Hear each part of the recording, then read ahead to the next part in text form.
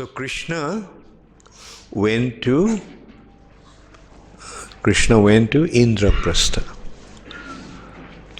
and he met with Mother Kunti and Pandavas. They were very happy to meet him.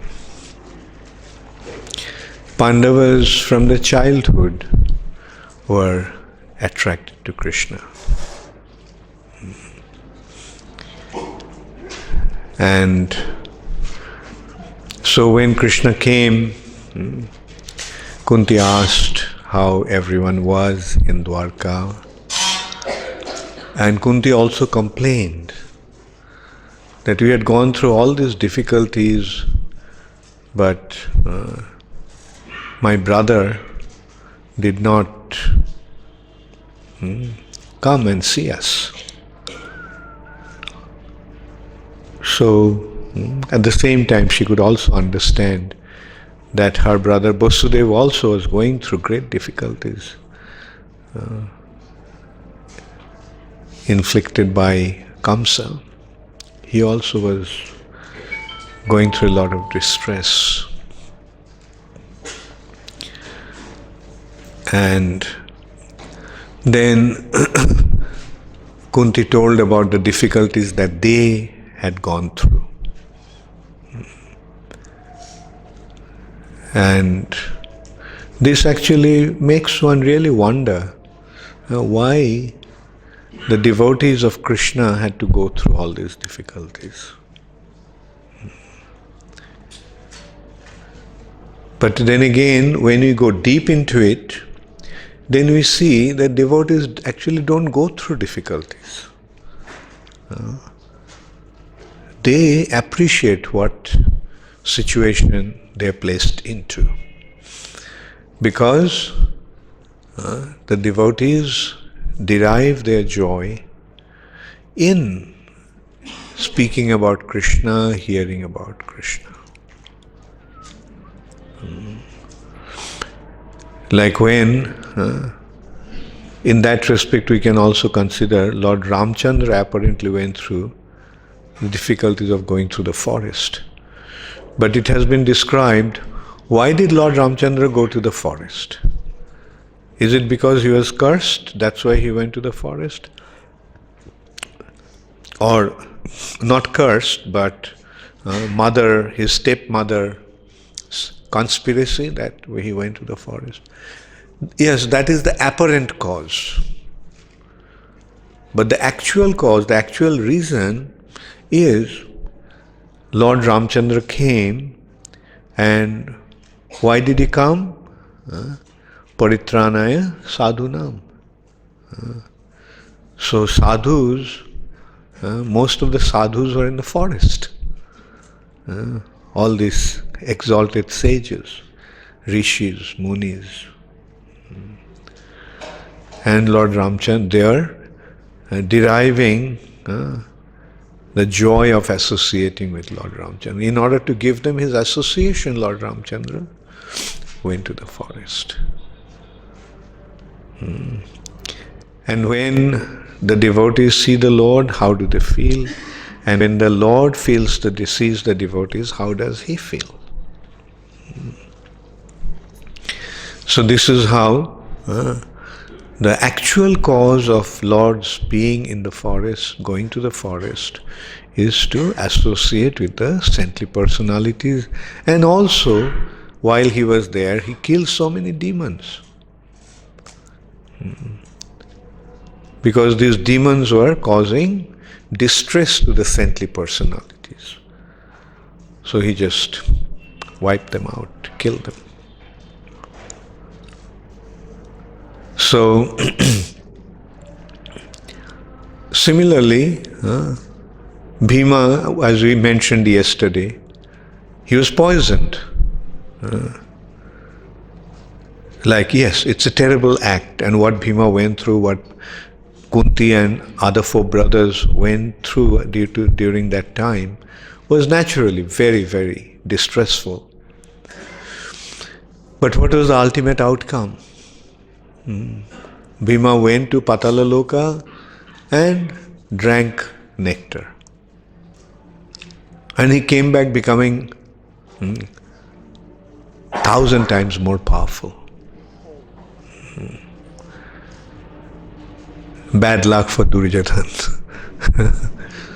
So, but still Kunti Devi kept on telling how Bhima was poisoned when he was just a little child. He went to Pataloka and she was glorifying Krishna. By your mercy, he came back. And not only he came back acquiring the strength of 10,000 war elephants.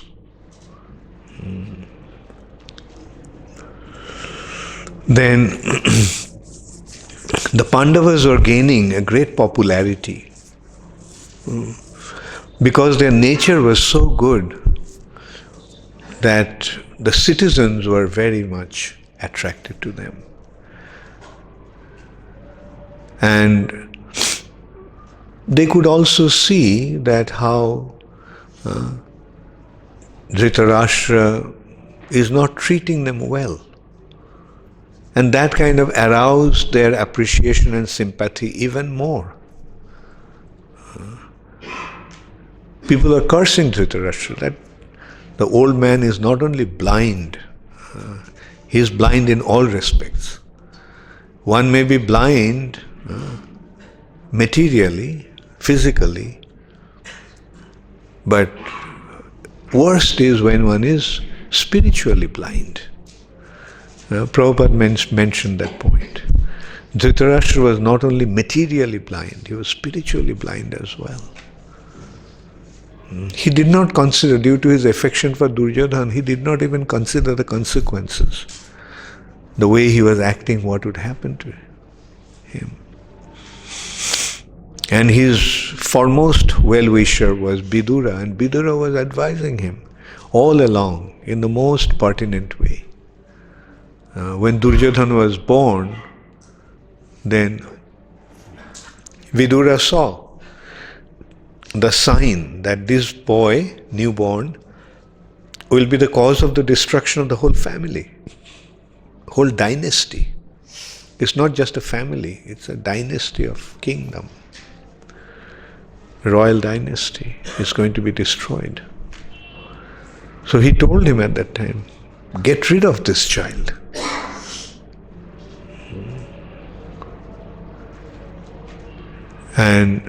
But Dhritarashtra could not. He was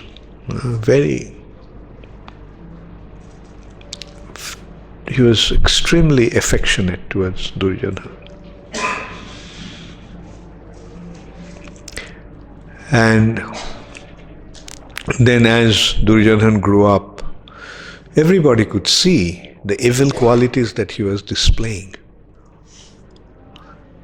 So as if the painting was, it was painted in black and white. Duryodhana and his brothers were just black, and Pandavas were pure white. So the white becomes more enhanced when painted against black. So their character was becoming more enhanced. They were so brilliant, they were so noble. They were endowed with such good qualities.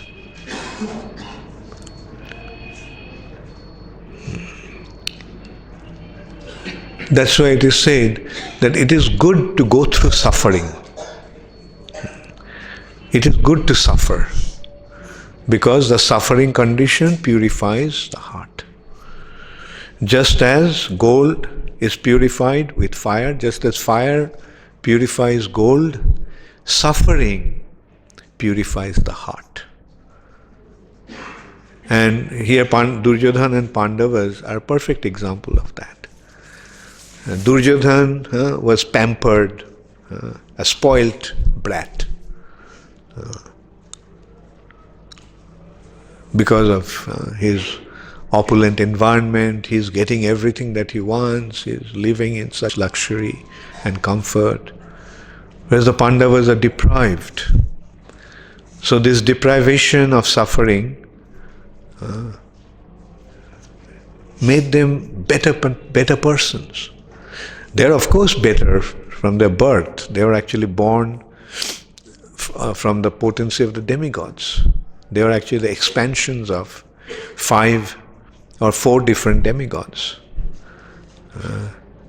Yudhishthir Maharaj was an expansion of Dharmaraj, Jamraj. Bhim was an expansion of Pavandev. Arjun was an expansion of Indra. And Nakul and Sahadev were the expansions of Ashwini Kumar. So, they were, by birth, they are exalted, extremely exalted personalities. But their nature also was enhanced in such a wonderful way due to the conditions that they were subjected to. And therefore we see that people, those who suffer in their life, they become good people, generally. But those who don't, they tend to become spoiled.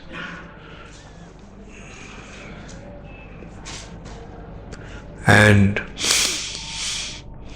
so Yudhishthir became so popular among the citizens that they started to express their opinion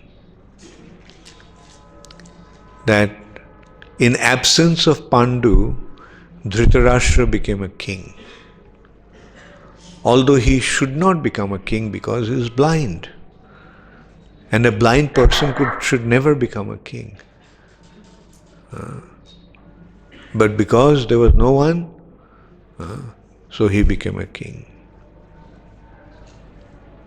So the rightful owner of the kingdom is Yudhishthir because he is the son of the king, the eldest son of the king. Pandu was the king, so Yudhishthir Maharaj is his eldest son, so he should be the king. And Dhritarashtra should gracefully retire.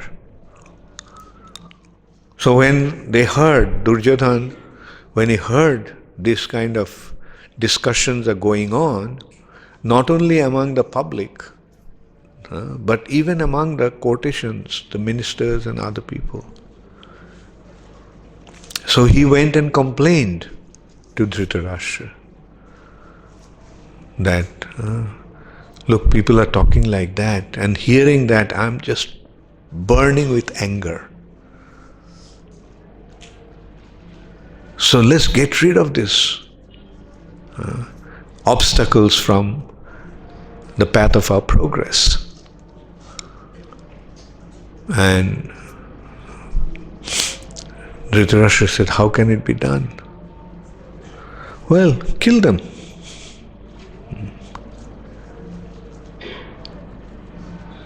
Dhritarashtra was silent for a while. So, well, when people get to know, if they kill, then they will suspect us. So it will be very disgraceful. No, we don't have to kill them like that. Get rid of them in a way that nobody will understand what happened, that we killed them. How to do that? So they plotted a plan, a scheme. Make them attracted to a place called Baranavat, which is at the outskirt of the kingdom. And they will naturally want to go there, hearing the glory of that place. That how auspicious, how holy that place is, and so forth. And then there we will build a house, a beautiful house, made of fiberglass. Even those days they knew how to make houses out of fiberglass. Although in Sanskrit it has been described as the house of shellac. House of shellac. Jyotugriha. But what is fiberglass? Fiberglass is actually shellac. And is highly inflammable. They give the shape by putting the fiberglass. But on the outer part is shellac. And it's highly inflammable. It looks beautiful. It looks like one can't make out how it is, but it's highly inflammable. So we'll make a house of shellac and we'll invite the Pandavas to come there, or rather we'll inspire the Pandavas to go there, and there one night we will set the house on fire, and then everybody will think that they died in an accident.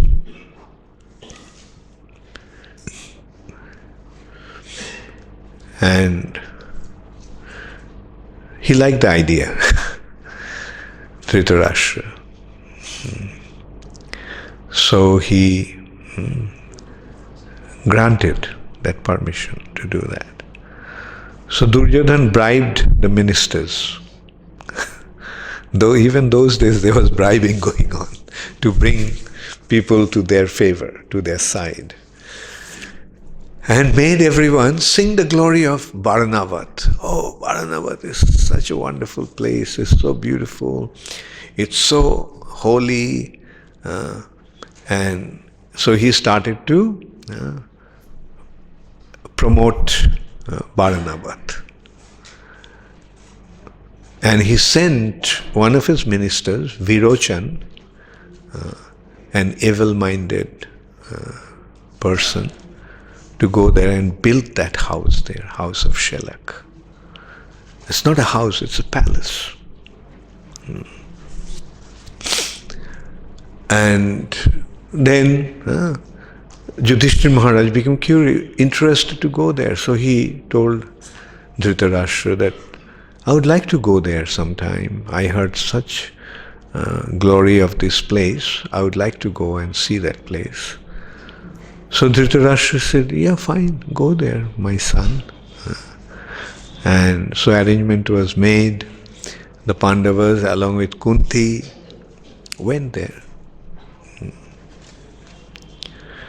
But while they were going, Vidura told them in English language what would happen, to be careful. Mlecha Bhasha. Mlecha Bhasha is, those days not many people know this English language. I was joking. I mean, it was the language of the Mlechas. And he cautioned him that this may happen, be careful of fire. So he said it in that language because there were people around, and he did not tell them in such a way that others could also hear. And Dhritarashtra was actually worried about Vidura. He said, Bhishma, Drona, Kripa, they all are in our side. They all are in my side. Whatever I do, they will approve. But Vidura is a problem.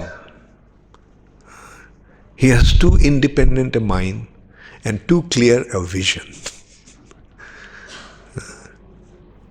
Like he speaks straight, and Vidura, he saw all along, he was very straightforward. You would always tell him, advise him in an appropriate way. So he Dhritarashtra was worried about Vidura. True to his concern, Vidura informed Yudhishthir Maharaj. And then they went there. They became, although they were now know that this was actually a conspiracy to bring them there, and it was some conspiracy to harm them, but still they didn't externally display that. And when they were planning what to do, at least one thing they realized, that we have to have some escape way. And after a few days, one person came and he said that he's a tunnel digger. He can dig a tunnel. And Vidura sent him to dig a tunnel from that palace to the bank of the Ganges, so that they can escape. And so this tunnel digger at night, he used to dig the tunnel, and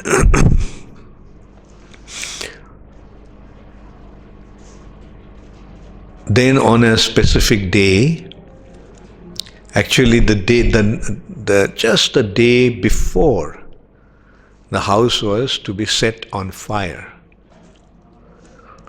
Yudhishthir Maharaj invited people to have feast in the house. And many people came, many Brahmanas came, and also came a tribal woman with 5 children. And they ate so much that they couldn't move. Yudhishthira was not aware of that, but it happened by the divine arrangement of the Lord, that this tribal woman with 5 children, 5 sons, were there, and they, after eating big feast, they fell asleep. And Pandavas, then at night, they set fire in the house. And they escaped through the tunnel. In the morning, when the people came out and saw, the fire was blazing, and there was no way they could extinguish that fire. And in the morning they found the charred body of a woman and 5 men. And they thought Kunti, along with 5 children, died. In the meantime, you'll be happy to know, Birochan also got burnt in that fire with his whole family. The minister of Duryodhana also got burnt. So he was about to set fire and run away, but because it happened before he was even aware of it, he became a victim of that fire also. So that night, they came to the bank of the Ganges, and when they were thinking how to cross the river, then a boatman appeared, and the boatman took them across the river. And they all were extremely tired and thirsty, so they fell asleep. They were so thirsty, and Bhim went and fetched some water. So after drinking water, everyone fell asleep, and Bhima was guarding them. So in that forest, there used to be a Rakshasa. This forest actually was predominated by one Rakshasa. His name was Hirimba. And he had a sister called Hirimba. And he was very delighted by getting the smell of the human body. he said, after a long time we are going to get some special food, human flesh. And he told his sister, my dear sister, go and fetch those human beings after killing them, and together we'll have a grand feast. Being ordered by her brother, Hirimba, came there, and when she saw that one woman and 4 men her 4 children were fast asleep, and one man, very handsome, was awake guarding. Just seeing him, she fell in love with him. And this Rakshashi has the ability to transform herself, like Putana, into a very beautiful woman.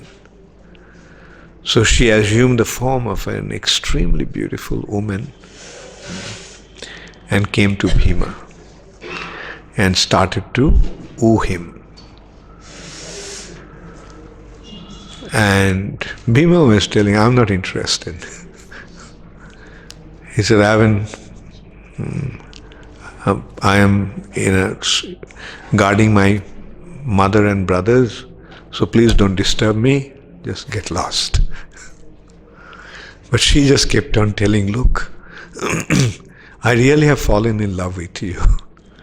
My heart is burning with desire to get you. So please, won't you be merciful to a young woman like me? So, and in the meantime, it was seeing that it's taking so long for her sister to come back. Already his mouth was salivating. So, and his sister is taking so long. So, Hirimba impatiently just came out. And there she saw her sister has assumed the form of an enchanting woman and wooing to this human being who she is supposed to kill and bring to him. So he became very upset and he was about to hit his sister. Bhim couldn't tolerate that. That in front of his eyes anyone will maltreat a woman. So Bhima stood up and said, stop there, otherwise I'm going to kill you. So Hirimba said, kill me? You insignificant human being? You're going to kill me? And so Bhima said, well, you may see me as whatever way you are seeing, but you don't know who I am. I am Bhimsen. He said, I am Hirimba. It's fine. So then Bhima challenged him. Hirimba picked up a tree and started to beat Bhima. Bhima also picked up a tree and started to beat Hirimba. The trees broke, but nothing happened to them. The whole forest became devoid of trees. In that fight, they uprooted all the trees. Still nothing happened. And finally, Bhima his favorite way of killing somebody was he would lift that person, keep him spinning around over his head, and then smash him on the ground. And that's how he killed Hirimba. And so then they were leaving, and Hirimba was following. So then they said that, why are you following? Just go away, don't follow us. Then she approached Kunti, Mother Kunti, Kunti Devi. See, you are a woman. You will understand the condition of my heart. I have fallen in love with your son, and I can't live without him. So Kunti said, okay, Bhima, get married to him. Get married to her. Bhima gave the reason, Yudhishthira didn't get married, how can I get married? Transgressing him. It will be a transgression of etiquette. Yudhishthira, don't worry, get married. So Bhima was then allowed to go with Hidimba. So Hidimba took Bhima into the forest, and as a result of their union, a son was born. His name was Ghatotkach. And right after his birth, he started to grow and he assumed a huge form. And he told Bhima that, although I'll go with my mother, but whenever you need me, just call me, I'll come to you. Whenever you want me. So Bhima said, fine. So in this way they stayed in the forest for some time, wandering around. One day they came across Vasudev. And Vasudev advised them to go to a place called Ekachakra and there live in the house of a Brahmana, disguised as a Brahmana themselves. So according to Vasudev's advice, they then went to Ekachakra village. And then there they started to stay in a house of a Brahmana. During the day they would beg. The 5 brothers would beg as Brahmanas and then come home with all they had got there from begging, and then Kunti would cook and half the portion would be given to Bhima and other half, 5 of them would share. So in this way they were spending their time. But one day they heard that there is some conversation going on quite late at night, and they could hear the sound of crying also.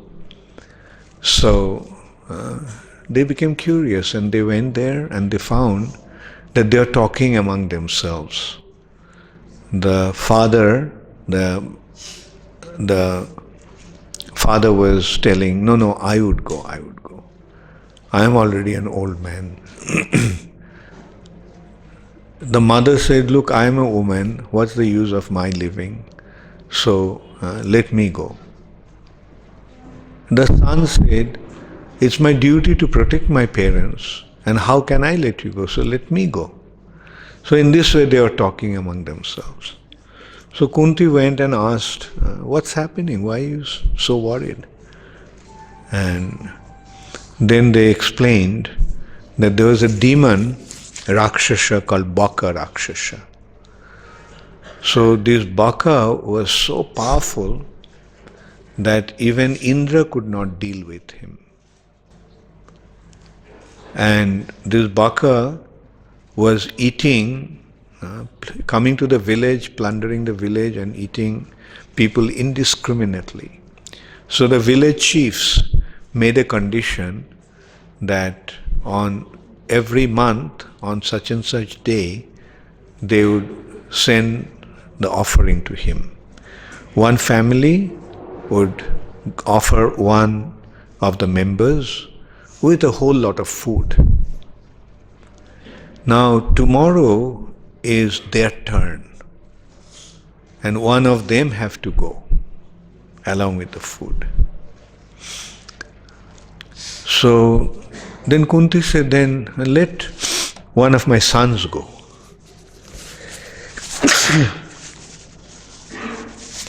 The Brahmana said, how can I allow that to happen? He said, you are my guest. My dharma, my duty is to protect my guest, not allow the guest to die on our sake. And then Kunti reasoned with her that, look, my son will go and kill the Rakshasa. He is so powerful that he will kill the Rakshasa. But the Brahmana said, no, I cannot allow that to happen. No matter how powerful he may be, but you are my guest. So then Kunti reasoned with him that, look, I am the mother. Do you think any mother would want to see that her son is going to die? Should any mother push her son to the mouth of death? Actually, I am convinced that this son of mine can kill that demon very easily. So then finally, this way, the Brahmana family agreed. And then they made all the arrangements, and all this arrangement was carried in a big cart to the place where Baka was supposed to come. So it was on top of a hill that they took everything. And before even Baka came there, Bhim started to eat all the food. He was very fond of eating. So then Baka came and he became furious seeing that the offering that has come for him to eat, now he is eating his food. So he picked up a tree and started to hit Bhima. But Bhima was so strong and he was so absorbed in eating, he said, just a few more minutes. Let me finish my lunch. And then Bhima confronted him. A terrible fight ensued as they first started to fight with the uprooted trees. But then they started to fight with bare hands. They're hitting each other. Both of them were very powerful, very strong. But finally, Bhima picked up Baka, and what did he do? He spun him over his head, but due to the spinning, Baka's half of his life was out of his body. And then he smashed him on the ground. Baka was dead. Bhima dragged that body and brought it to the city gate and left it there and went back to the house. In the morning, the people came out and saw that the dead body of Baka lying there in front of the city gate. So they came running to the Brahmana's house. What happened? What happened? You all were supposed to have it was your turn yesterday, and how did the demon got killed? They said one Gandharva came to their rescue. And it is the Gandharva who fought with this Rakshasa and killed him. So everyone was very happy. So in this way, Bhima and the Pandavas were staying in Ekachakra. One day Vasudev came to the house,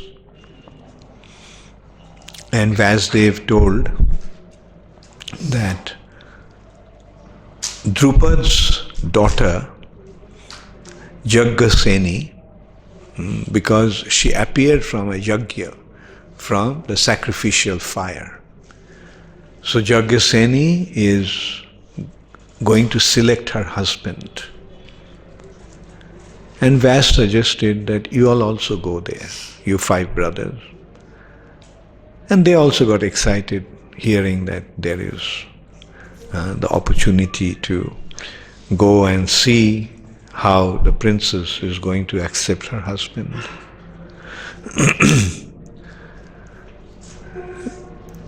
So they went to the kingdom of Panchal. So that's why Draupadi's another name was Panchali. And because she was the daughter of King Drupad, she had the name Draupadi. So these were the various names of Draupadi. She was considered to be the most beautiful woman of that time. And Drupad wanted that she should be married to Arjun. Although Drupad was defeated by Arjun in a battle, when Arjun was fighting on behalf of Dronacharya, but Drupad developed that deep affection and attachment to Arjun. So he wanted Arjun to marry Draupadi. But the news actually came that Pandavas are dead. But Drupad did not believe that, because he knew that Pandavas are born out of the potency of the demigods, so they cannot die. He was convinced about that. The Pandavas cannot die. So he was still harboring the desire that Draupadi would be married to Arjun. So he made an arrangement that only Arjun could actually fulfill that. There was a fish, golden fish, hanging high up, way up. And then midway, there was a disc rotating. And the disc had one hole. The condition was looking at the reflection on a pool of water, on a pot, on a pot, one has to shoot at the fish and hit the target. So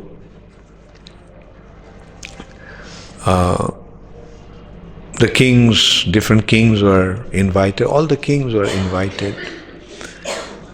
Many of them could not even string the bow.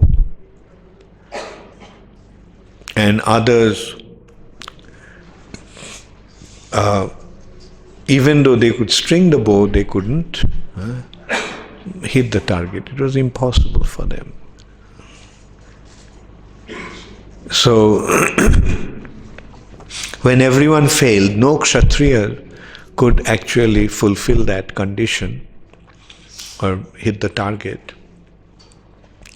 the way it was arranged. Drishtadumna declared, Draupadi's brother, declared that if there is anyone, now first it was invited by the kings, for the kings to come. And then he had invited that any Kshatriya who is not a king also can now come. And in that category actually came Bhishma and Karna. Karna, of course, became a king at that time, Ashwatthama and others. But they also could not hit the target. Bhishma came claiming that he would win Draupadi for Duryodhana. And so anyway, in this way, when everyone failed, then Dronacharya, Drishtadumna declared that anyone can come and try to hit the target. So when he was repeatedly asking, actually who would dare to do that when all these extremely expert archers, Kshatriyas failed, who could ever do that? But Drishtadumna kept on urging, if there is anyone, please come and try to hit the target. Then from the assembly of Brahmanas, where Arjuna was sitting, he stood up. And other Brahmanas started to ask him, what are you doing? Where are you going? So he said, they're inviting me to come and hit the target. So all the Brahmanas started to shout that seeing this beautiful princess, this Brahmana got mad. He lost his mind. And they dragged him and said, sit down. So Arjuna sat down. So still Drishtadumna kept on urging. So he again stood up. Again they pulled him down. Then finally, third time when he woke up, stood up and he was about to go, being urged by Drishtadumna in this way, then Yudhishthira Maharaj said, if he wants to get, he's being asked, so if he can go there, so many of them failed. At the most he'll fail. So what's the loss? And who knows? Don't you remember the Brahmana's power is more than the Kshatriyas? Remember, Parashuram, alone he wiped out all the Kshatriyas. So don't undermine Brahmana's power. So then they came back to say, yeah, that's true. Brahmanas. So Arjuna went and he picked up the bow very easily. Oh, before that, Karna actually strung the bow. But at that time, Draupadi said, I don't know what his background is, what caste he is, who he is, so I'm not going to accept him. So this gruntled Karna actually left. So Arjuna unstrung the bow that Karna strung, then he restrung the bow. And then he picked up the arrow, remembered Krsna, and he shot the arrow. And it went and hit the target. And everyone started to exclaim, all glory, all glory. And the Brahmanas were excited. Yeah, Brahmana caste ki jai.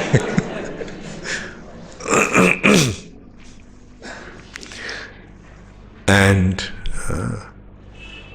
then Draupadi accepted Arjuna as a husband. So at that time, all the Kshatriyas became upset.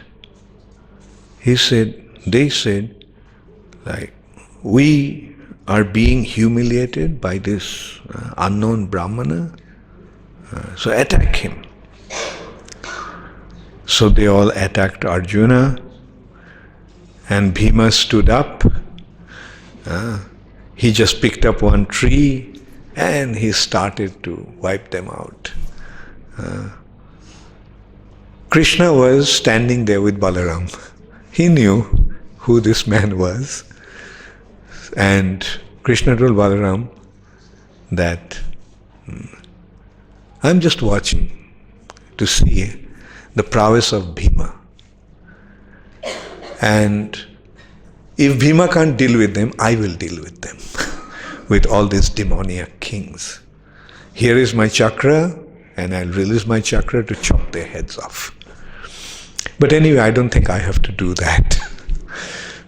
So Bhima actually single-handedly practically defeated all this. And Arjun also was using his bow and arrow. And then at night, they came back to their house. They were staying in the house of a clay pot maker, Kumbhakar. And so when they came to the house, Yudhishthira Maharaj declared, "Mother, today we got an unusual object by begging." So mother said, "Okay, 5 of you share it." So because the mother said, the mother's word, that 5 of them were meant to share, that's why 5 brothers got married to Draupadi.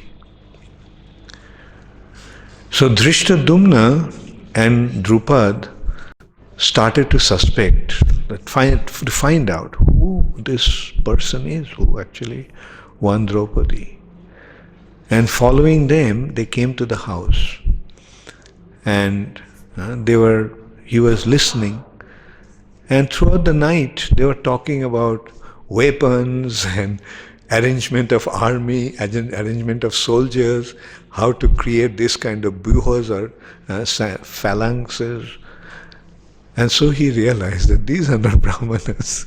So he was convinced that these are the 5 Pandavas. So he went and reported to his father. So father sent his men to bring them back. And everyone was so happy to know that Pandavas were still alive with Kunti Devi.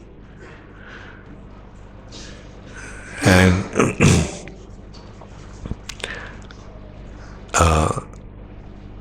so Dhritarashtra was approached by Bhishma and others and said, "Pandavas are alive, so you have to bring them back." So this is how Pandavas, although they were put into difficulty, but eventually they came out the winner. And so then it was advised that they should give Pandavas the kingdom, half of the kingdom. So half the kingdom, how to divide it? Duryodhan planned with his father half the kingdom. So the area that is useless, where we don't even go, give that area to them. And Dhritarashtra should always listen to what Duryodhan said. And Bhishma and others also did not protest whatever, due to their respect for Dhritarashtra, the king. They did not oppose. So this is the Vedic culture. The line of authority is very strictly maintained.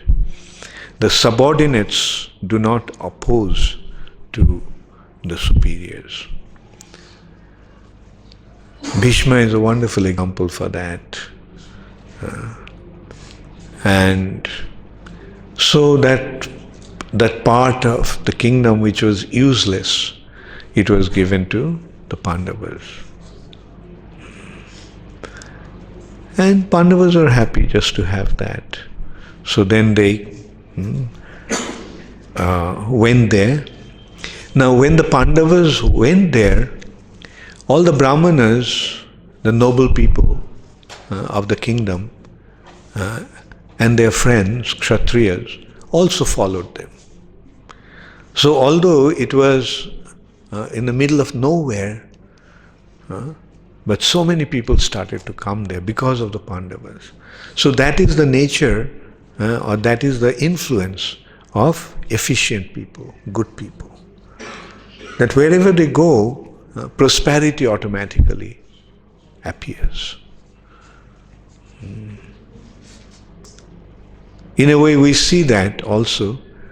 Like wherever ISKCON goes, that place becomes grand and successful.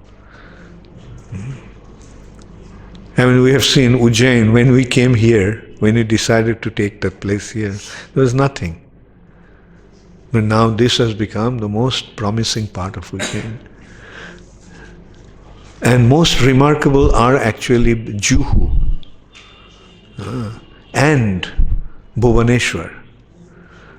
Bhuvaneshwar, the place of land that we got, and the place that we got for the temple, was literally in the middle of nowhere. You know how remote it was? That area was the hideout of the dacoits.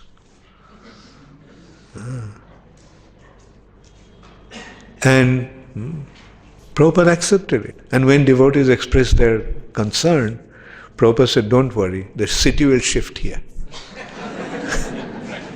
And that's what actually happened. How many of you have gone to Bhuvaneshwar temple?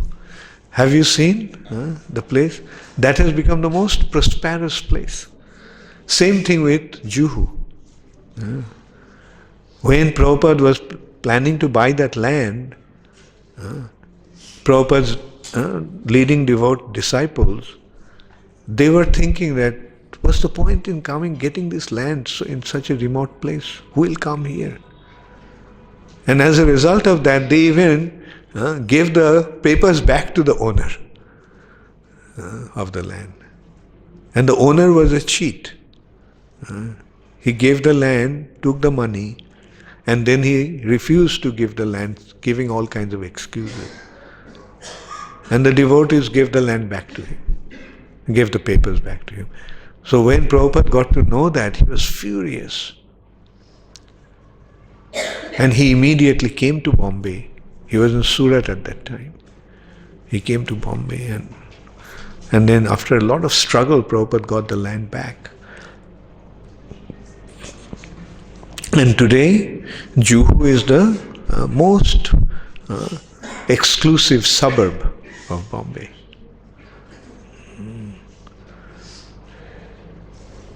Therefore, wherever you get land for building a temple for ISKCON, don't worry how remote it is. Like, the city will move there in course of time, or a new city will develop. So same thing happened with the Pandavas.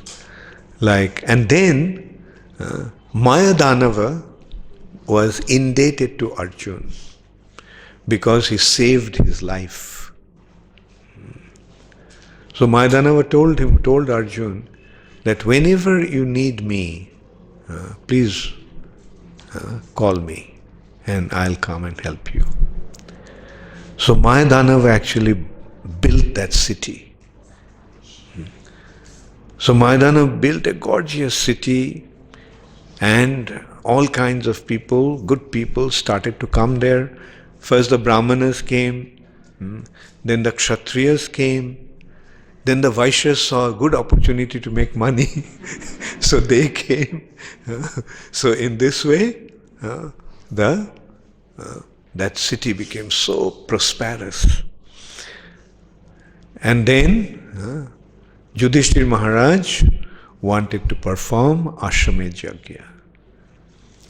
So the arrangement, and for that Krishna actually came and he advised that first kill Jarasandha. If you can wipe out Jarasandha, then you won't have any opposition. You can very easily execute that sacrifice. So he is the biggest impediment, remove him from the path. And then we discussed, I think this morning we discussed how Jarasandha was killed by Bhima. So that thorn from the path was removed. And not only that, 20,800 kings were released. And they all came in support of Yudhishthira Maharaj when he performed his Rajasuya Yajna. So now the Rajasuya Yajna is about to be performed, and different individuals took different responsibilities. Duryodhan was given the assignment, like all the family members took up different areas of service. Duryodhan service was to receive the gifts. Different kings were coming and giving gifts. So Duryodhan was receiving the gifts. Bhima was in charge of the kitchen, the food department. All the exalted guests are coming, so their arrangement for their food, their prasadam, was being arranged by Bhima. Then Arjun was taking care of the elders. Those elders, they were being treated with honor and respect. In this way, different devotees, different personalities were given different assignments. And what was Krishna's assignments? Which assignment Krishna accepted? To wash the feet of all the guests. So this is how humble the Supreme Personality of Godhead is. Or you can say this is how dear Yudhishthir Maharaj was to Krishna. That in his festival, he assumed such a humble position. And in this way, all the guests were received. Then after the ceremony, after the sacrifice was performed, there is a custom of honoring all the guests. And the first honor is offered to the most exalted guest of honor. So they were considering who would be the guest of honor. And Sahadev suggested that it should be Krishna. And everyone accepted that. That yes, it should be offered to Krishna. The only person who could not accept it and openly challenged this decision was Shishupal. There's a little background of Shishupal. Shishupal was actually Krishna's cousin. And he was born with 4 arms and 3 eyes. So it was such a disgusting sight that his father decided to he saw that it was a bad sign, bad omen. So his father said, discard this child. When they were about to discard the child, there was a voice from the sky declared, don't do that, because in course of time he'll become a very powerful king. And his extra 2 hands and his eyes will disappear. When he is placed on the right person's lap, his 2 arms and 3rd eye will disappear. But that person also will become the cause of his death. That person will also kill him. So hearing that, his father kept on placing him on the lap of different kings when they came. 2 extra arms didn't disappear. And the 3rd eye also didn't disappear. So he practically placed him on the lap of all the kings, but he didn't disappear. One day, Krishna came to their house. And playfully, when he sat on Krishna's lap, his 2 arms and his 3rd eye disappeared. So his mother was happy that finally his two arms, extra two arms and third eye disappeared. But she also recognized that Krishna will kill him. And she knew that it will be due to his offenses that Krishna may do such a thing. So she appealed to Krishna that please tolerate his offenses. Please forgive him for his offenses. So Krishna said, okay, I will tolerate his 100 offenses in a day.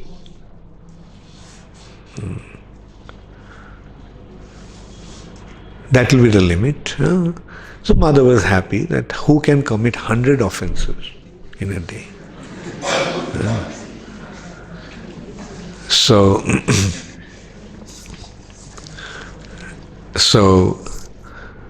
now Shishupal, he had always was blaspheming Krishna. He just could not tolerate his name. He was so envious of Krishna. So let me see.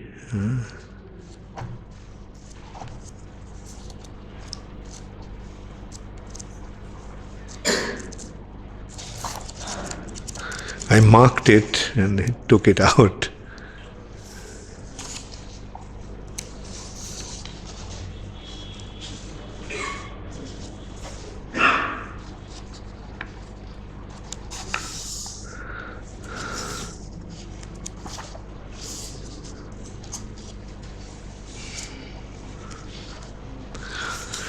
Would you like to hear what Shishupal had to say about Krishna?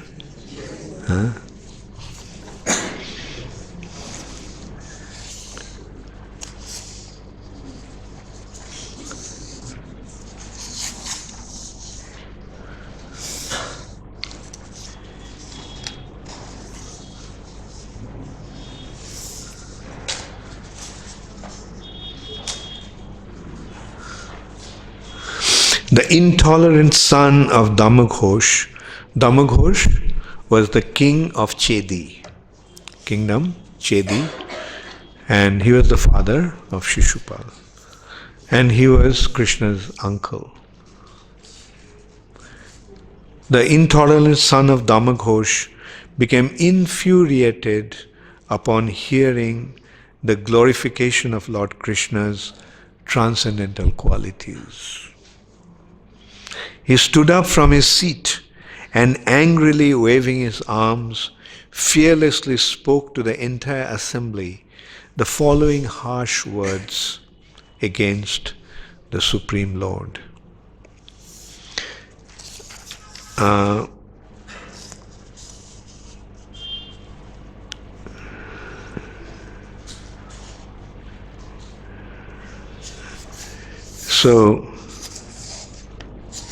Anyway, maybe before that we can hear how Krishna was glorified. I think that will...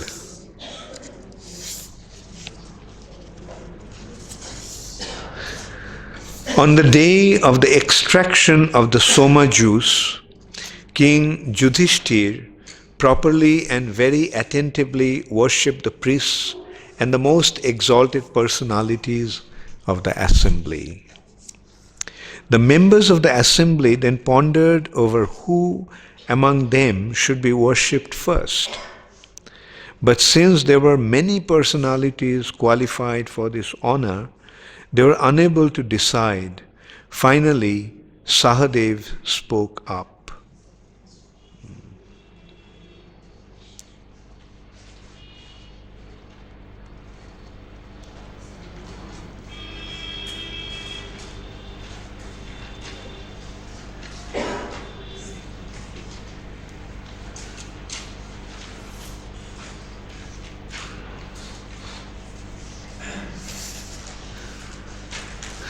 So,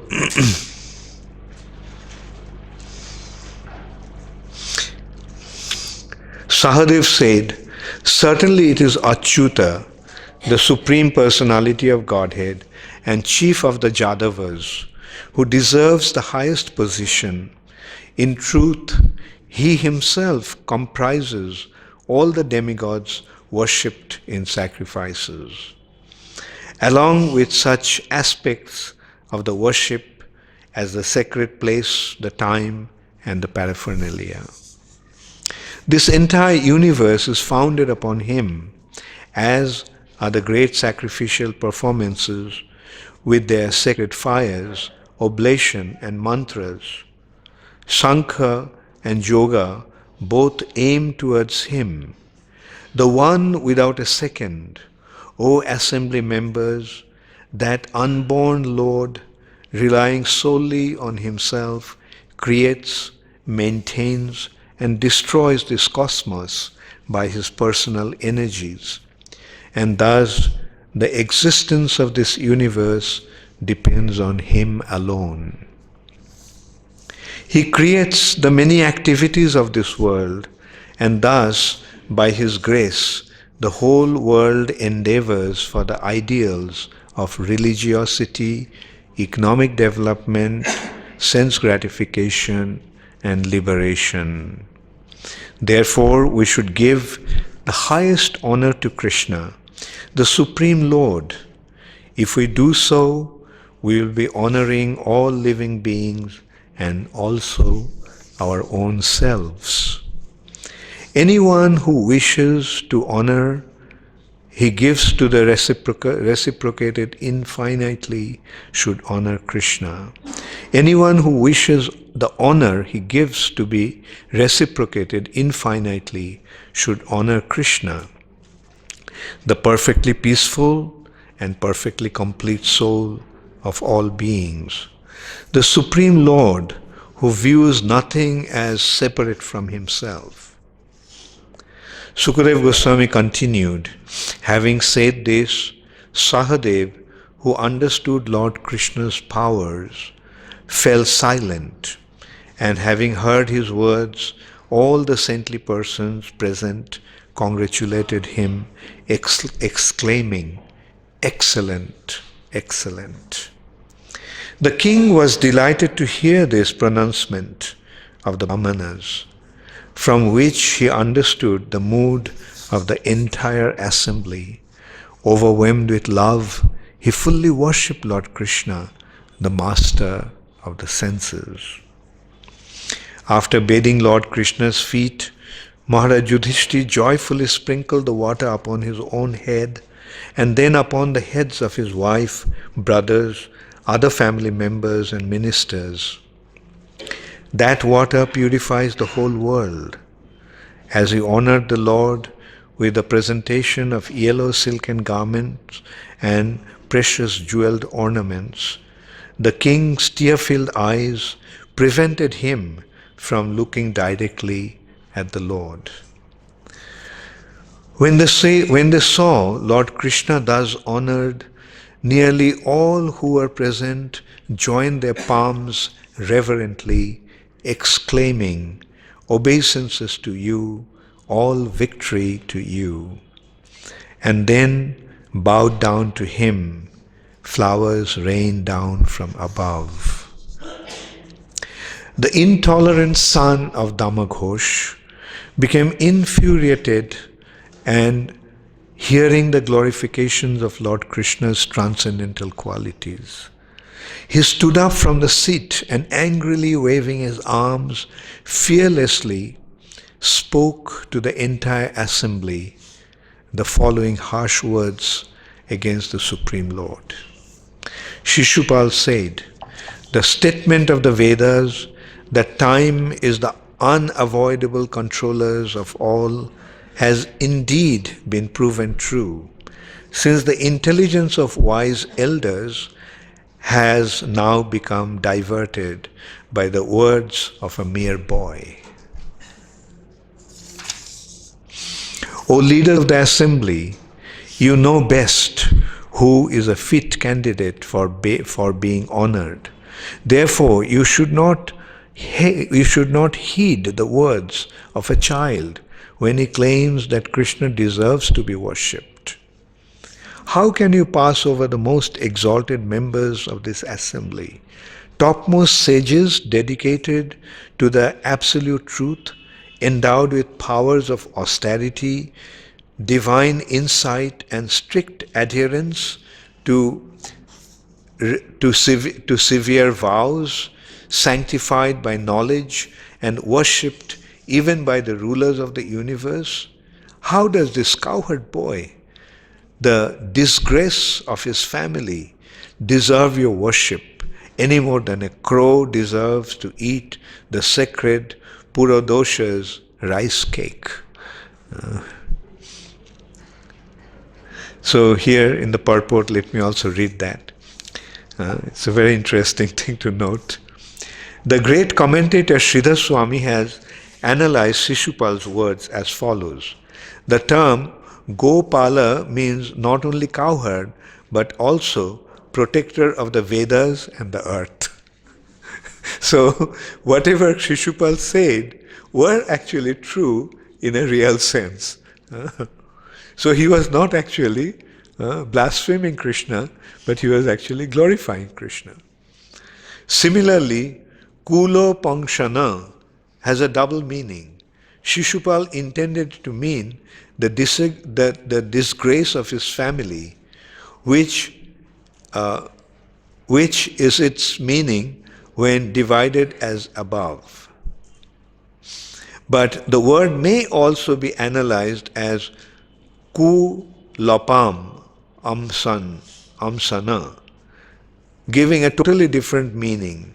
Ku lopam indicates those who prattle with crooked words contrary to the Vedas, and amsana, derived from the verb amsoyati, means destroyer. And that means he is a destroyer of those who blaspheme the Vedas. In other words, he was praising Lord Krishna as he who vanquishes all misguided and frivolous speculations about the nature of truth.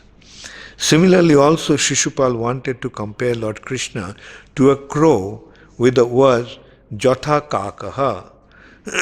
These words may also be divided Jatha Akakaha.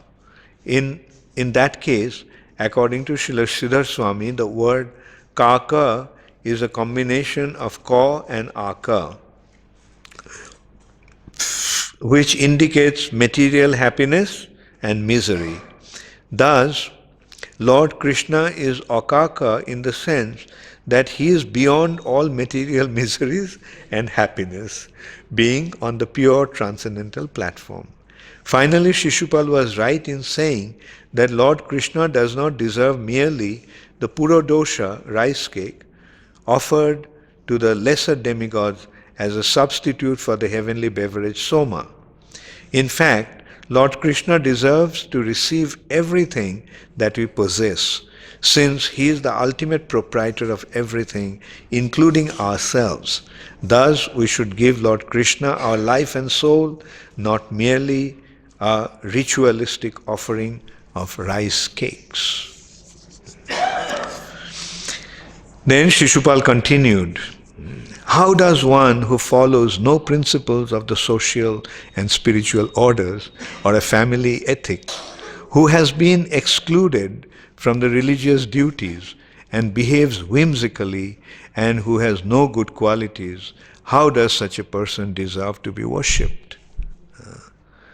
So, this also is true, like Krishna is beyond any social and moral ethics. He is not of this world, therefore he is he is beyond family ethics, who doesn't follow any family ethics, and he has been excluded from all religious duties because he is the goal of all religious duties. So this is also has been explained here. Jajati cursed the dynasty of these Jadavas, and ever since they have been ostracized by honest men and addicted to liquor. How then does Krishna deserve to be worshipped? These Jadavas have abandoned the holy lands inhabited by saintly sages and have instead taken shelter of a fortress in the sea, a place where no Brahminical principles are observed. There, just like thieves, they harass their subjects. So this also has been has a double meaning.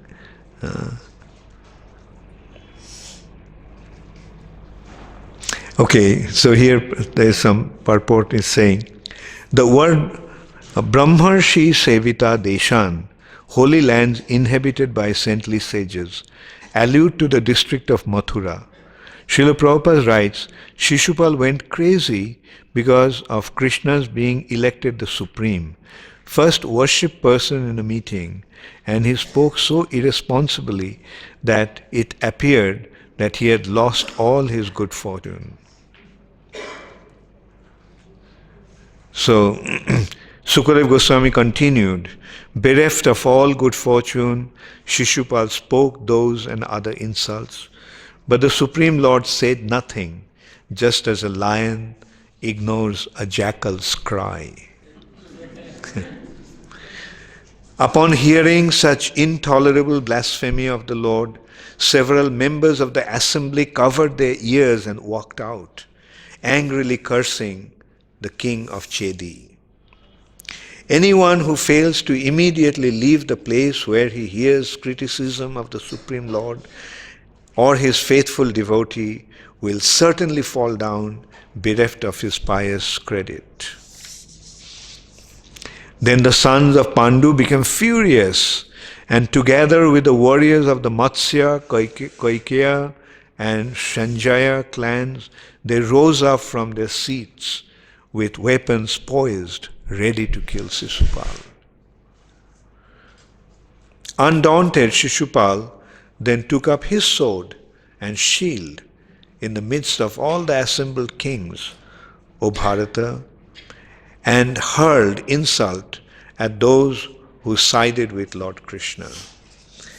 At that point, the Supreme Lord stood up and checked his devotees. He then angrily sent forth his razor-sharp disc and severed the head of his enemy as he was attacking.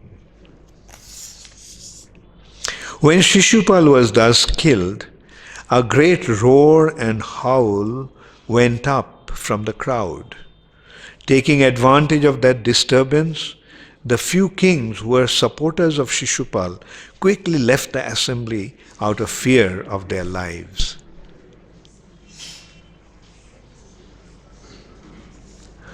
An effulgent light rose from Shishupal's body, and as everyone watched, entered Lord Krishna just like a meteor falling from the sky to the earth. Obsessed with the hatred of Lord Krishna throughout 3 lifetimes, Shishupal attained the Lord's transcendental nature. Indeed, one's consciousness determines one's future birth.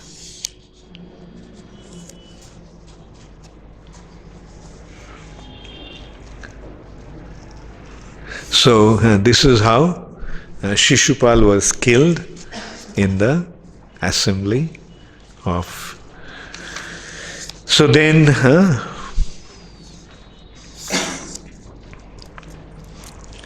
so this is how, like as you all know, who is Shishupal? Shishupal is, Jai and Vijay, who in Satyuga came as Hiranyakashipu and Hiranyaksha, then in Treta Yuga as Ravana and Kumbhakarna, and in Dwapar Yuga as Shishupal and Dantavakra. Shishupal and Dantavakra were very close associates. So then Dantavakra actually attacked Krishna in order to kill him. So Krishna killed him also. So this is how, like we can also consider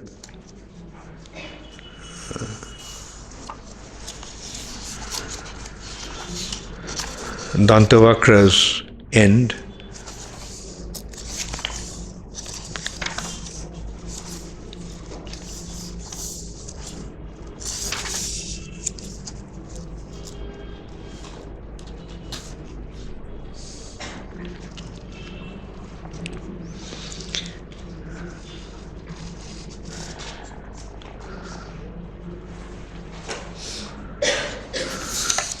So this is how Yudhishthira Maharaj. Okay, before we go into Dantavakra, maybe we can discuss what happened after that in Rajasuya Yajna. So the Rajasuya Yajna was performed successfully. Krishna himself was present there, as you all know, and Krishna directed Yudhishthira Maharaj in all respects. And then Krishna wanted to leave, but Yudhishthira Maharaj requested Krishna to stay on, to stay back. And so he accepted Yudhishthira Maharaj's invitation, stayed on for some more time. And many other relatives also were invited to stay on. And just like it happens, although the festival or Yajna is over, but the family, close members of the family were still staying on. And Duryodhana also stayed on. But not in order to have the association of Pandavas, but to check out their opulence. He was already burning with envy. He was thinking that, like I tried to get rid of them, but couldn't get rid of them. Somehow they survived. And then they came back, and our elders suggested that we share the kingdom with them. And we gave them the useless part of this kingdom, and look what they have done there. I mean, a kind of opulence that I can't even imagine in my remotest dream, the opulence that they have here. So in this way he was burning with envy.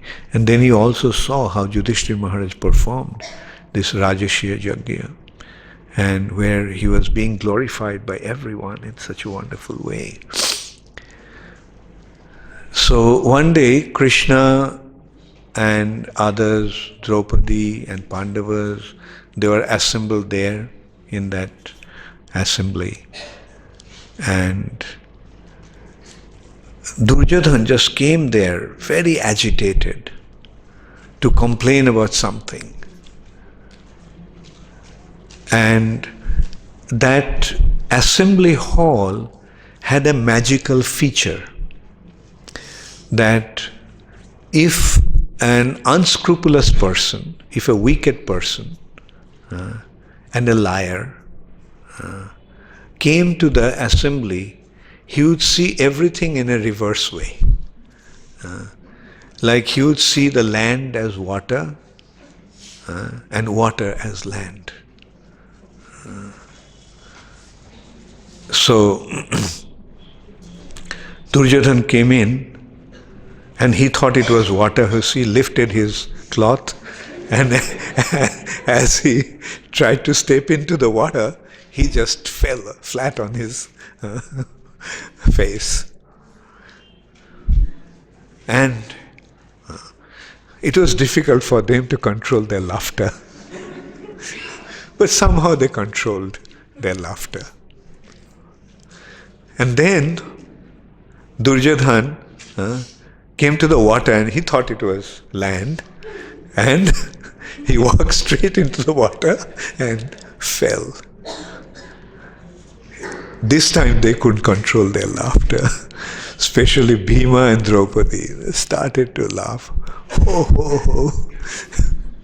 Yudhishthira Maharaj was very worried. He immediately stood up and tried to tell everybody, don't laugh, don't embarrass him. But Krishnas, don't worry, let them.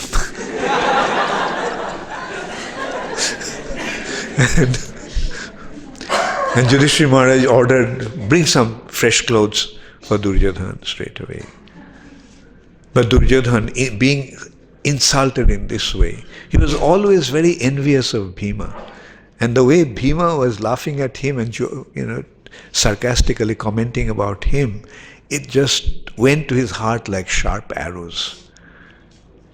And then he couldn't tolerate that Draupadi was laughing at him. So he just left that assembly. And he left the place. And he decided to give up his body. He was so envious that he felt that there's no need to live this life. Because he couldn't tolerate their opulence.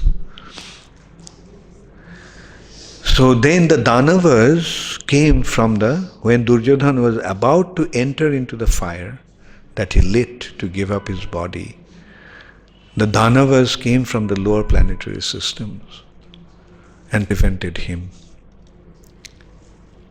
And they said, Duryodhana, don't give up hope. We are with you.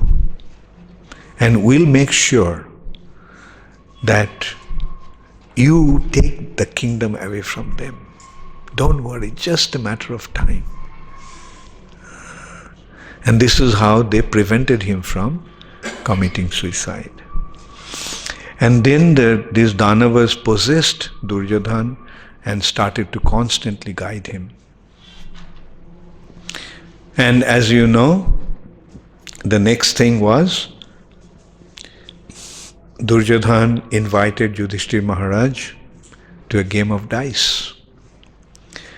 And a Kshatriya cannot refuse two things. When somebody challenges a Kshatriya to a fight, a Kshatriya cannot refuse. And when a Kshatriya is invited to a game of dice, a Kshatriya cannot refuse.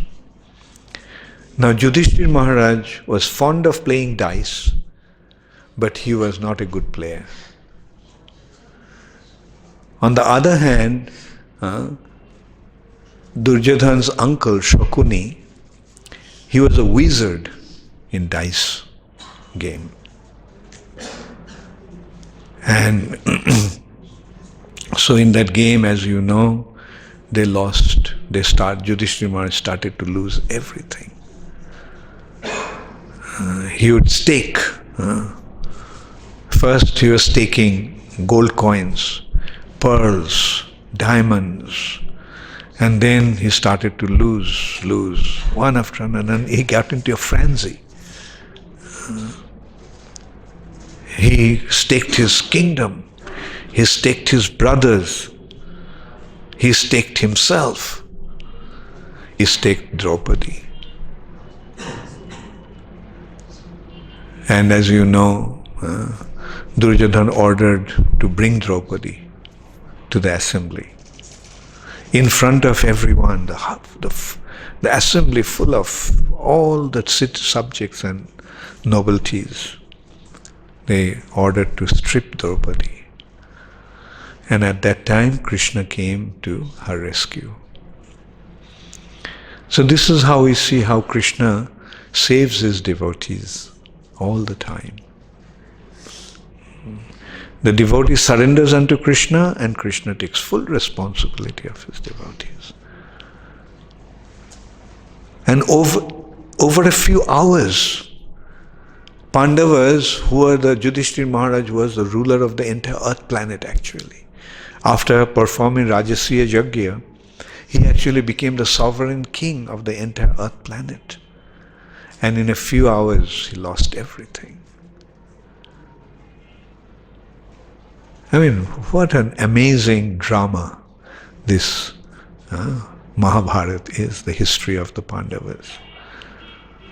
And they left everything and they had to go to the forest.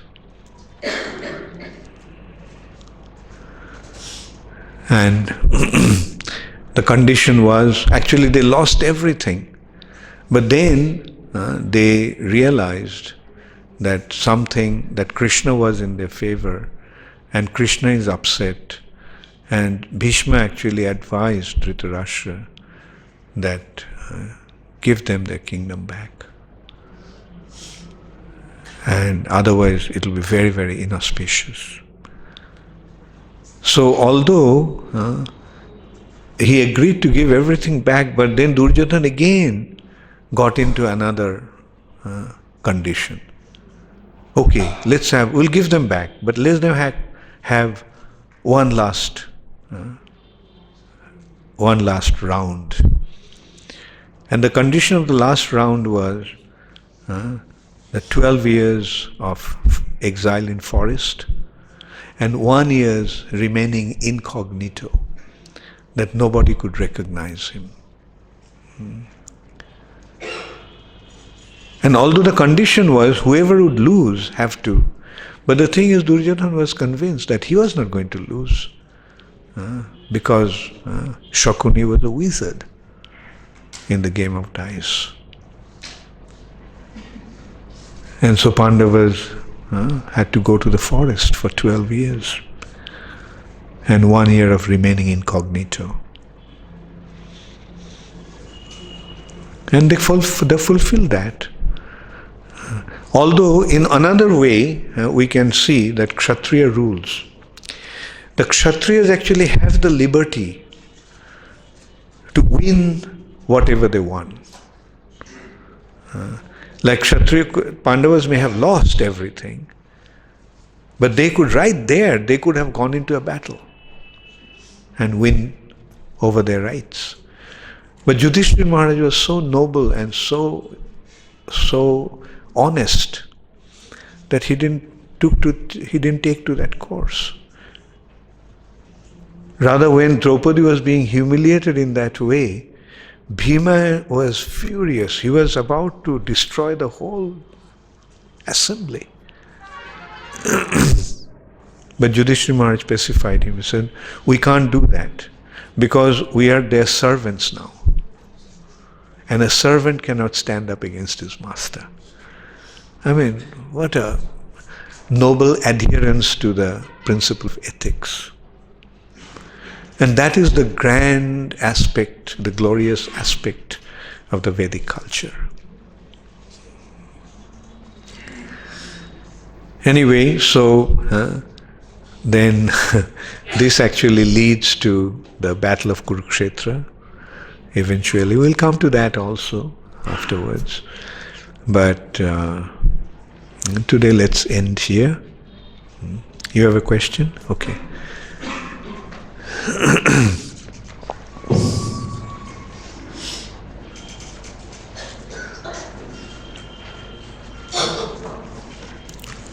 Hare Krishna Maharaj.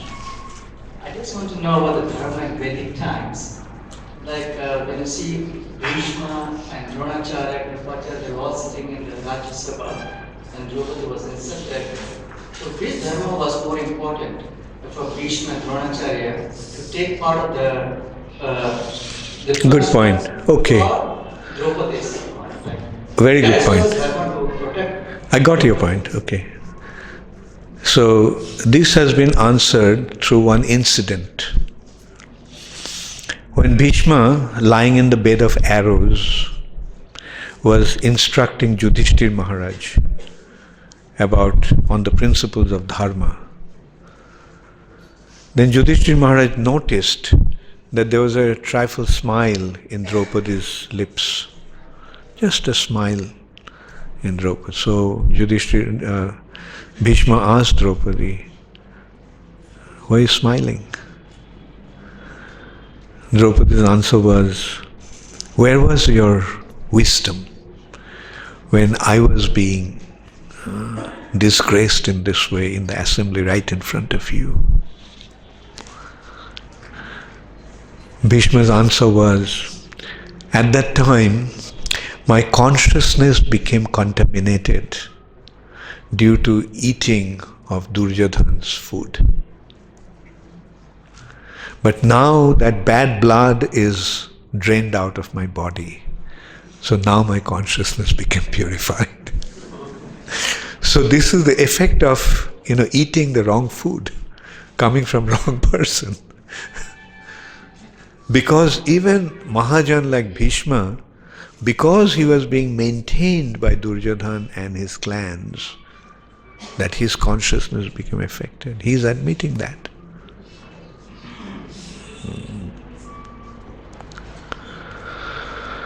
Yeah, from what to speak of dharmic principle, even from moral principle, one should not tolerate an insult to a woman. Like as we discussed about Hirimba, Hidimba came and he was about to hit his sister, then Bhim stood up. He wouldn't tolerate insult to a woman. So in that way, in many ways, Mahabharata actually doesn't give the proper Kshatriya principles. Yudhishthira Maharaj was not acting like a Kshatriya. His nature was, you see, Kshatriya is like a lion.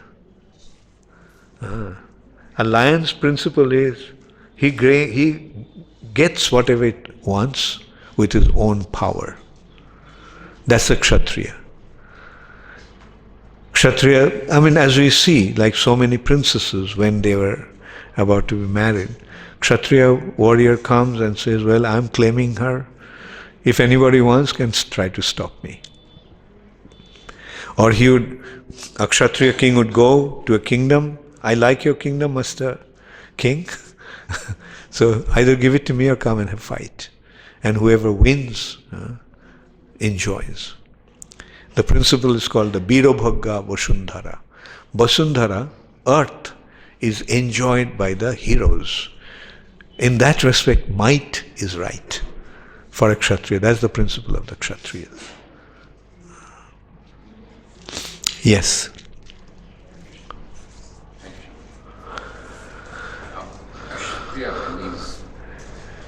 The word কাজ করছেন? Give it to her. Kshatriya, when he's passionate. Passionate. I mean, this anger at that time. Peace. How could he be pacified by, I mean, seeing Draupadi being destroyed, how could he be pacified by Krishna at that time? Though he had a Kshatriya. That shows his noble nature. His respect for his elder brother is so deep that even at that time he is listening to him.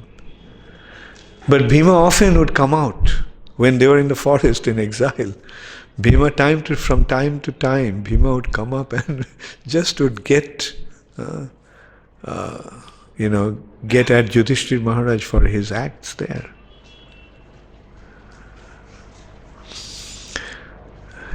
Anyway, and as I said, like through these pastimes, the Lord with his devotees teach us something. And what is the ultimate lesson? Don't take this material nature too seriously. Just go through it and stick to the principle of dharma, principle of morality, principle of truthfulness. Okay, looks like a few other questions here.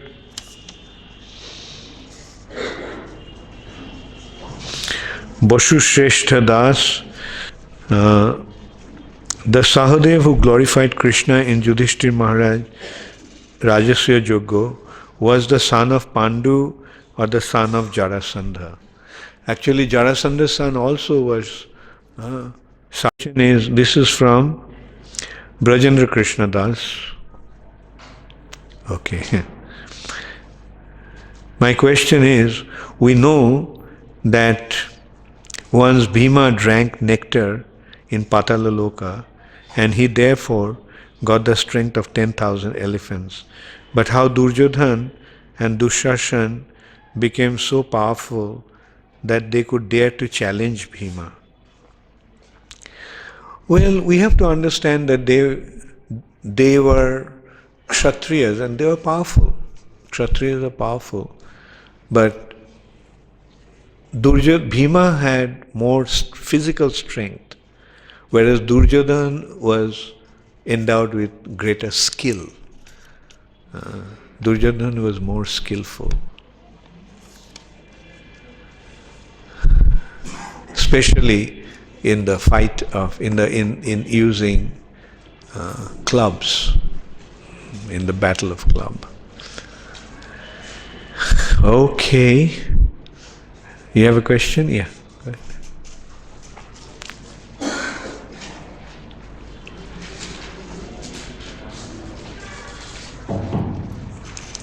Maharaj, when Vyasadeva wrote the Mahabharata, he wrote like, I think 1 lakh verses for the earthly planet and some more verses for the higher planets. So that is the higher panic we also saw the Mahabharata fought here. Yeah, it's more descriptive, the more detailed. Like you can see that. You see, in one book, how much can you contain? But for human ability, that's good enough. But since the demigods have greater ability, for them, more detailed aspect has been given.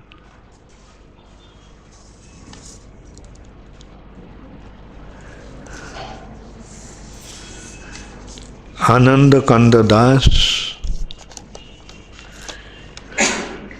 Hare Krishna Guru Maharaj, Dandavat Pranam.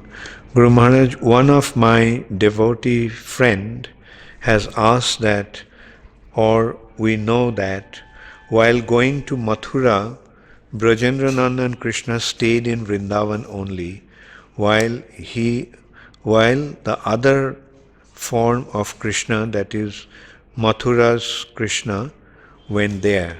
So why Krishna in Mathura feels pang of separation in Mathura for Vrindavan? Please comment. And yeah, you see, it's the same personality. It's the same Krishna. Like the original Krishna is the Krishna of Vrindavan, and the other Krishna, Vasudev Krishna, he's his expansion. So he is aware of Vrindavan aspect. Therefore he is missing that aspect. He is wishing that he could go there. Okay? Janakinath, our Acharya has written many books like Srila Jiva Goswami, Srila Rupa Goswami and Srila Vishwanath Chakravarti Thakur. They're writing many books, but they've written many books, but devotees usually guide, we should not read these books. We should only read Srila Prabhupada's books. Otherwise, you'll fall down. Guru Maharaj, what is the correct understanding about this? Please enlighten. You see, it's like this. When you're in primary school, when you're in primary class, what are you expected to read? The books of the primary. Like when you're in a primary class, if you start to read the class of the graduation course, what will happen? You won't learn anything. You'll simply waste your time. So Prabhupada gave us the way it is understandable and appreciable by us. So that's why we are reading Prabhupada's books, and Prabhupada has given us everything. Right? But then in due course of time, when one becomes mature enough, he will be able to read. But the point is, without reading Prabhupada's books, if you go to Jiva Goswami, isn't it a waste of time? Because we cannot understand Jiva Goswami's writing, that's why Prabhupada presented it the way we can understand. And besides that, Jiva Goswami didn't write in English. Jiva Goswami didn't write in Hindi. Jiva Goswami wrote in Sanskrit. So if you want to read Jiva Goswami, first study Sanskrit. Then you can enter. Whereas Prabhupada gave it to us in English. And it has been translated into all other languages. And is it difficult to understand Prabhupada? So that's the thing. When he has given it to you in such a simple and nice way, why Another example can be given. Say you are going to go from, say, Indore to Bhopal, right? So if there is a motor car available for you, why will you try to go on foot? Like Prabhupada has created the motor car for us for a safe journey on the spiritual path. So why should we take the arduous journey walking on foot ourselves?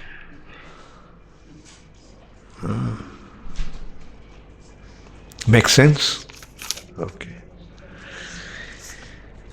Shyam Sundar Krishna Das, Hare Krishna, Guru Maharaj, please accept my humble obeisances, etc. How do we justify polygamy for Pandavas even though Kshatriyas were allowed? Because Kunti Devi didn't say in that consciousness, it was out of ignorance of what they got. And consciousness matters the most. Good point. But you see, to understand that, we have to go back. Like, who are the Pandavas? Who is Draupadi? And why? Like, to begin with, they are not ordinary living entities. Pandavas are 5 demigods. And another thing is that Draupadi was performing to get an appropriate husband. So she was performing austerities to please Lord Shiva. So Lord Shiva came and asked, what do you want? So Draupadi, in excitement, in her previous life, in excitement said 5 times, I want a husband, appropriate husband. And so Lord Shiva said, since you asked for 5 times, you'll have 5 husbands. So these are the reasons behind why it happened.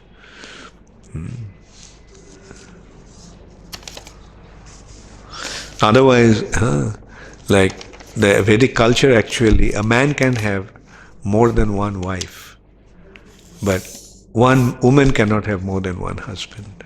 That's the Vedic culture. But here we can see the transgression of culture due to Krishna's divine arrangement. Chitahari Krishnadas. Thank you for very much. In the morning class, you said that Krishna Katha extinguishes the suffering of all living entities. But we have to create a basic field for that to happen. So what is that basic field or prerequisite? The basic field is the purification of the heart. Prerequisite is to develop proper consciousness. That means Krishna Katha should be heard in a proper way. And when we do that, then what happens? Let's just consider. When we properly hear Krishna Katha, are we hearing stories about this world, or we are getting an exposure to the spiritual world? We're getting exposed to the spiritual world. And when we get to see how wonderful the spiritual world is, which is centered around Krishna, then the affairs of the material nature become insignificant. And that is how the threefold miseries are relieved. Okay, no counter question. So I have 2 more questions and I'll end them now. Janakinath Das. Our Acharya has written many books. Okay, I answered that. Krishna Das. Is that? Oh, that's okay. Hare Krishna Guru Maharaj, please accept most humble obeisances. My question is, as we know that Sandipani Muni's son got drowned in the water, so what is the destination of a person who dies after drowning in water? Will he get a ghost body or a human body? Make sure that you don't get drowned. If at all you have to get drowned in Krishna Katha. Get drowned in Krishna consciousness. Get drowned in the ocean of bliss. Okay? Thank you very much. All glories to Srila Prabhupada.